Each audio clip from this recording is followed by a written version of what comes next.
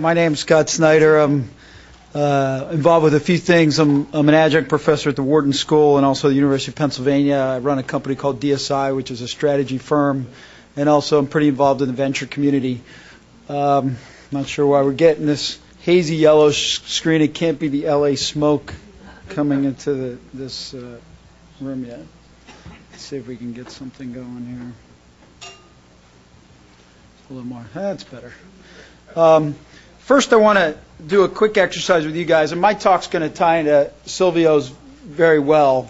I'll get back to that in a sec. And the word ecosystem, the idea of the fact that as technologists, we're obsessed with bandwidth and the technology, but none of it's going to matter or be worth anything if there's not compelling applications out there to go use it, right? So, but first I want to see if you guys are awake after lunch. So I want to run. Let me see if I can get this up and straight a little bit. I don't know why it's giving me all kinds of fits here. Huh. It's very strange. Very odd.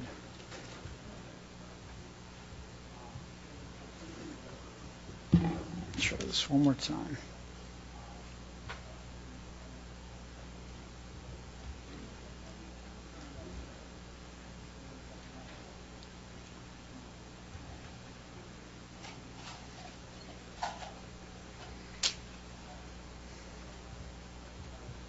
Okay, we're going to give up on that front.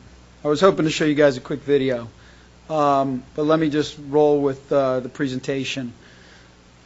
Having been a trained engineer turned strategist, a lot of times we are guilty of looking through the wrong end of the telescope, and we like to focus on the narrow stuff we understand, and the reality is there's a lot going on around us that's going to affect the platforms or the solutions we deliver.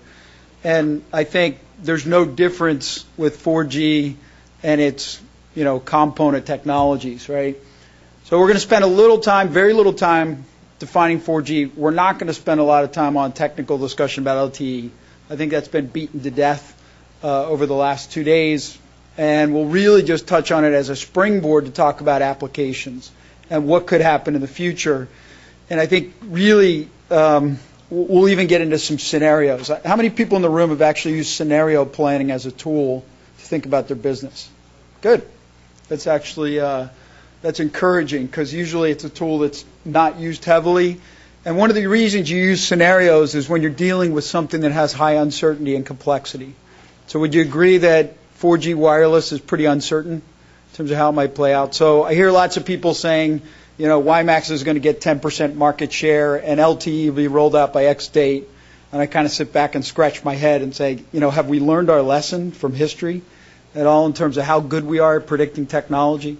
Probably not. So my argument is it's better to be roughly right than precisely wrong.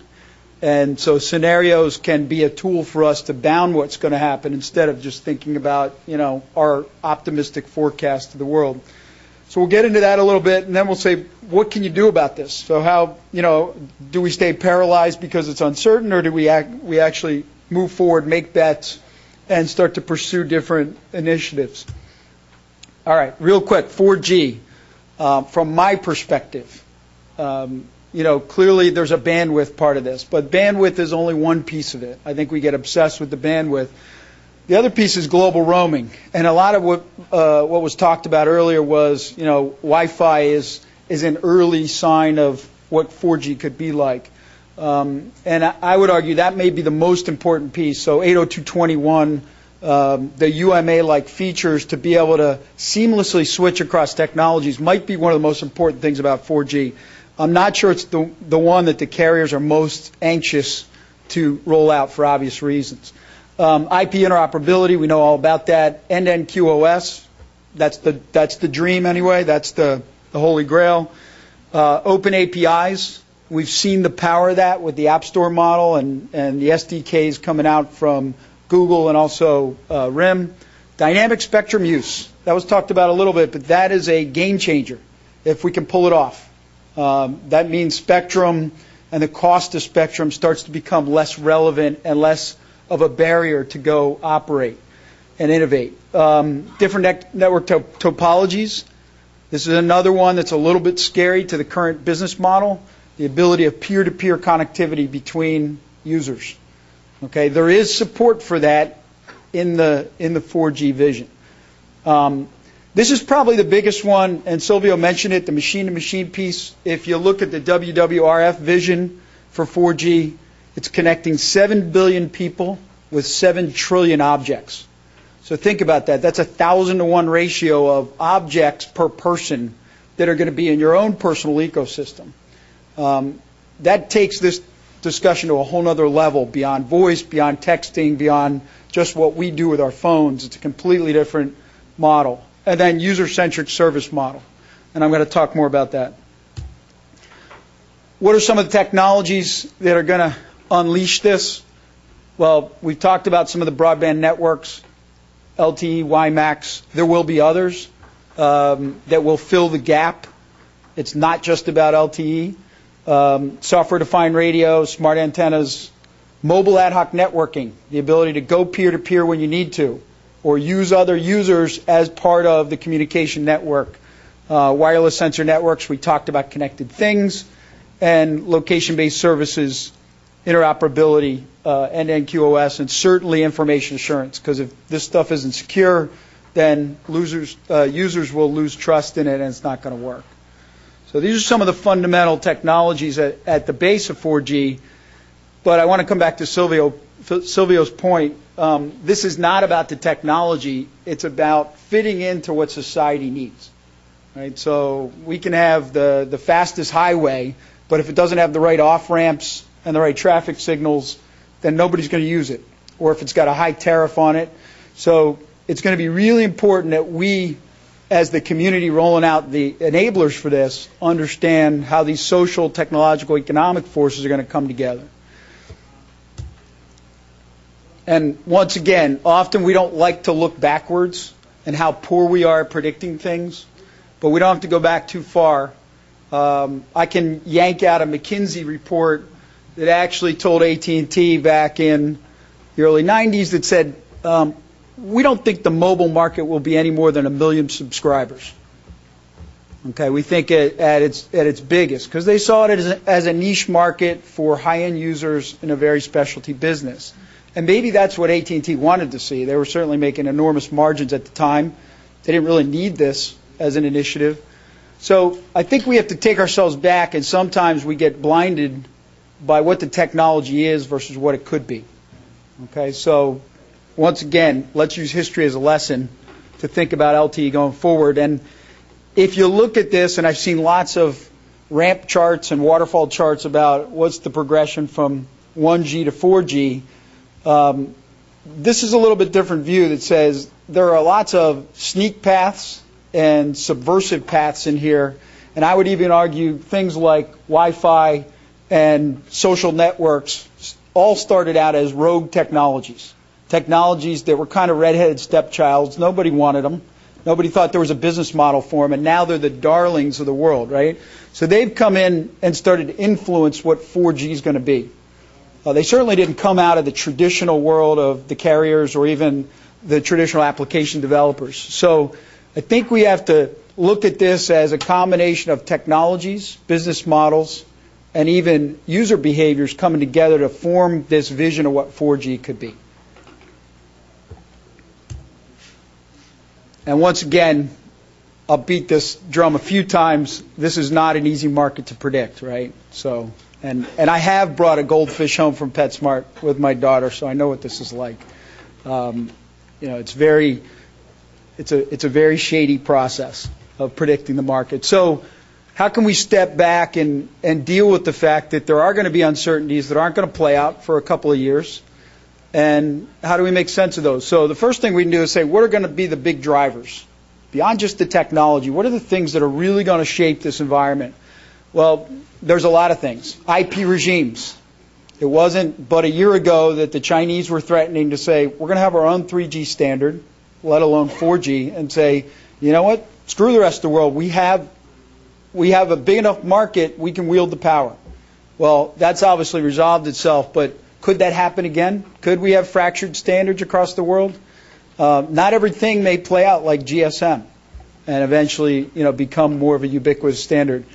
The Generation Z factor, will we have young people that grow up to be 30 and 40-year-old leaders of companies that are still very comfortable throwing their life out there on the internet for all to see?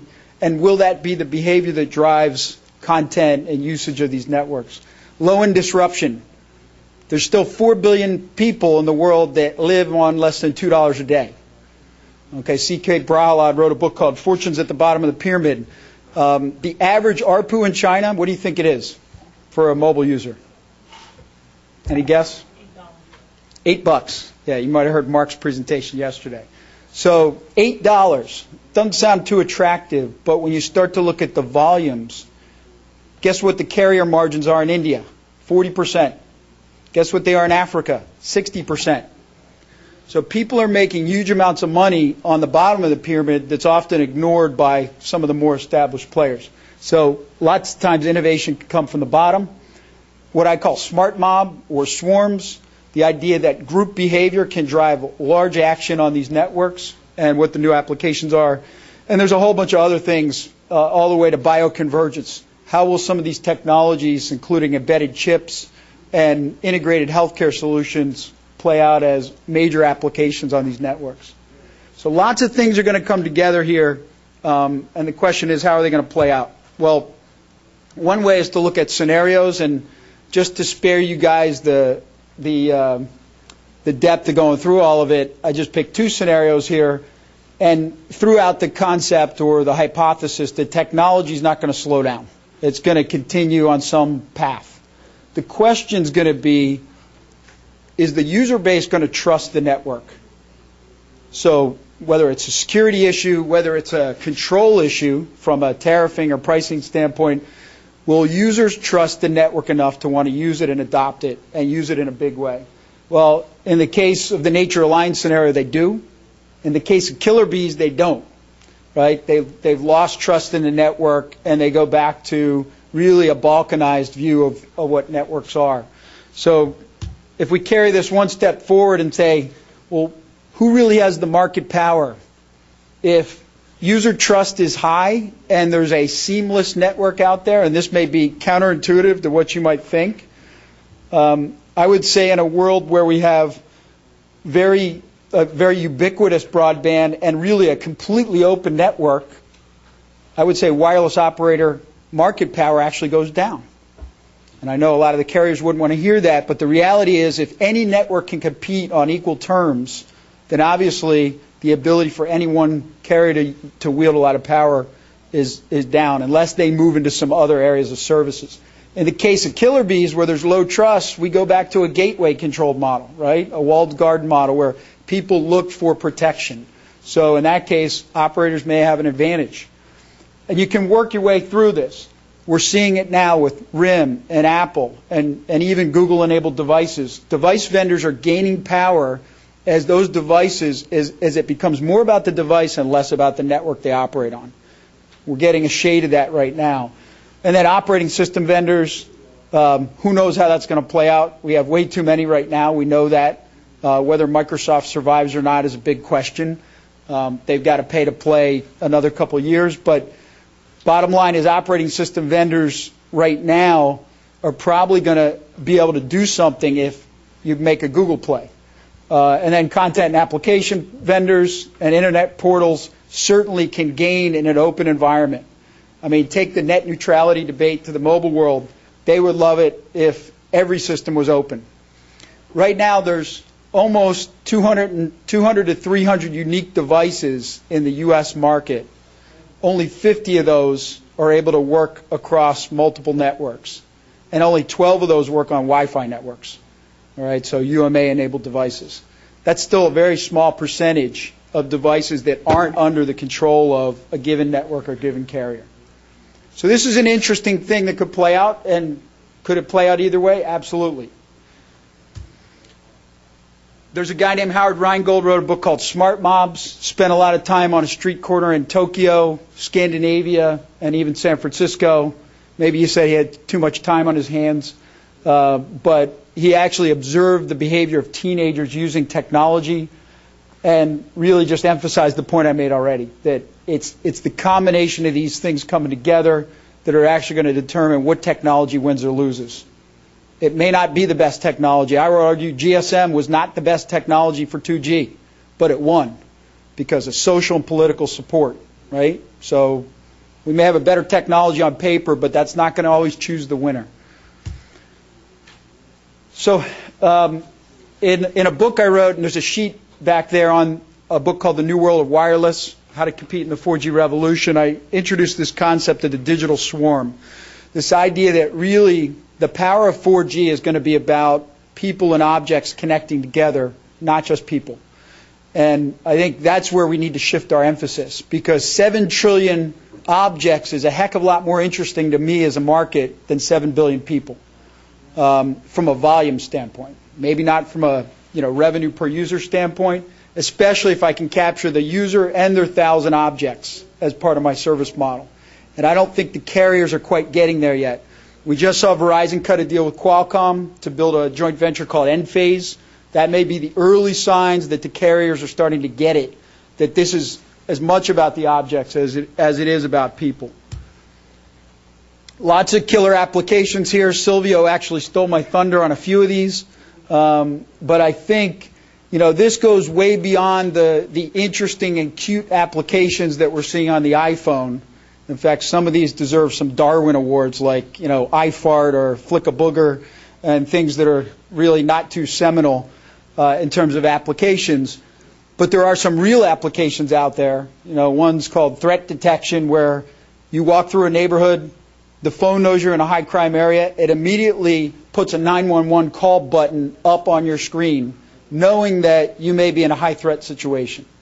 So these are the kind of things that really were just at the tip of the iceberg, and certainly 4G is going to push that one step further, not just because of the bandwidth, but because of the ubiquity of the coverage and the fact we can operate on different networks. And that's the piece I don't think people are talking enough about yet. So a lot of this stuff can really be exciting in terms of what the users might be able to do in the future. And this kind of takes Silvio's spoke diagram one step further. I really see this as a continuum of innovation opportunities. And if you want to think of wireless like the internet was 15 years ago, that's where we are as an opportunity right now. Wireless is this cross-cutting innovation platform that has the ability to unlock applications and solve some of the biggest problems we have right now, whether it's remote healthcare, whether it's improving the grid, whether it's improving education. And some of those applications live at the intersections of industries, whether it's being able to monitor your health in your car and use the wireless link as an enabler for that. So I think we need to start thinking not just about the platform and IMS and LTE and WiMAX. We need to thinking about what's that going to enable and how do we go solve these really tough problems at the edge that are going to make 4G really valuable as a platform. So advice to you, so we're not looking through the wrong end of the telescope, that we start as organizations and leaders, like the folks in this room, start building our own scanning networks to say, what are users doing out there? What are enterprises doing? And start innovating by testing things. The beauty of wireless and the beauty of the internet is we can test things fast. And I know your companies don't want to hear this, but that means we can fail fast and cheap. Right? So I can try 100 things and maybe 10 of them are going to work, but that's okay if I can get out of the other 90 very fast. Right? So going through that process, involving the user in the innovation process, and then having some feedback and learning. Yeah.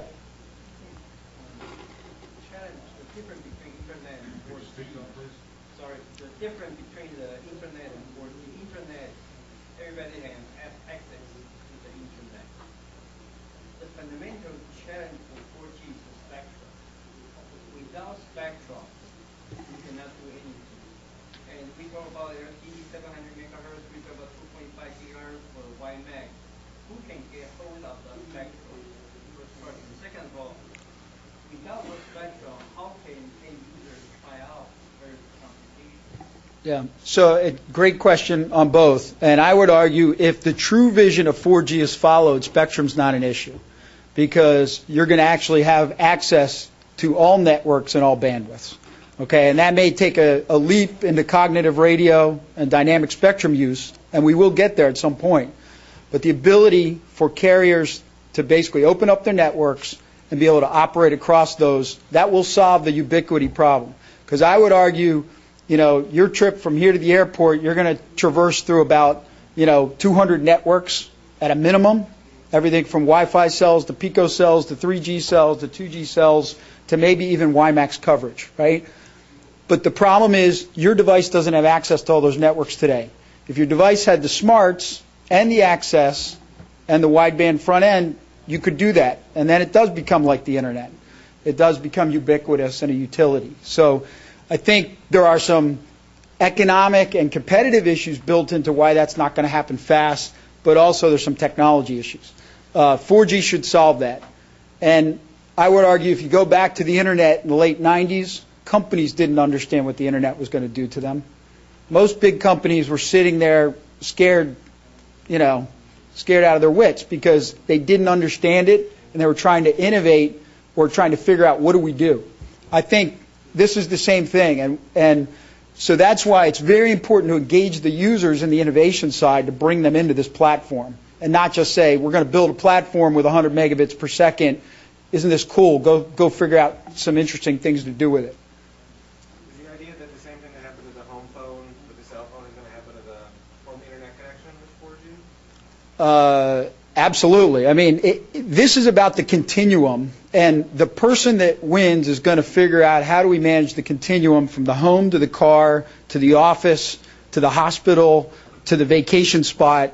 And right now, nobody's figured that out. They're all either focused on, let's win the home gateway, or let's win the car, or let's win the mobile network. The continuum is what this is all about, and the problem is that traverses a lot of networks. And obviously, once again, we have to make sure that we're not so locked into what we think the future is that we miss the oncoming train coming through the tunnel. So I guess the main message here for us is engage users, have options, innovate and fail fast and cheap so that you can figure out what's really going to work to drive demand on 4G. Any other questions? Yeah. Say I want to try some of this fast and fail fast innovation. I mean, I can do that on the internet today. I certainly have to have the permission of a lot of gatekeepers to do that on the cell phone network. Do you think that's going to change? So I'll give you an example of building an ad hoc network. So that's one part of 4G. So that's what FON did, right, in the UK. Very little capital invested. They built a network. It's got its issues, right? It's got security and resource sharing issues, but they built it. Right? And they were able to learn quickly as they're building it. And I would argue there are things you can do today with 802.11n, with current 3G technologies with location services and sensor networks that will position you for when 4G comes around, you can basically be ready to take advantage of it. So there's a lot of stuff you can experiment with right now. When 4G comes around, am I going to be able to put up my server, my house, wherever, and the world be able to reach it with 4G? Do you think that's the way it will? If the market plays out and the user really drives it, it will. If it's driven completely by today's business models, and don't forget, business models go through three phases, right? Risk-taking, caretaking, and undertaking. And right now, you could argue the fixed line business is in the undertaking mode, right? We're there. All right. So the question is, are the carriers ready to go back to the risk-taking model and reinvent themselves, or do they want to be in a caretaking mode where they harvest profits? And so who's going to take that risk? Is it going to be the carriers or the application guys or the device guys?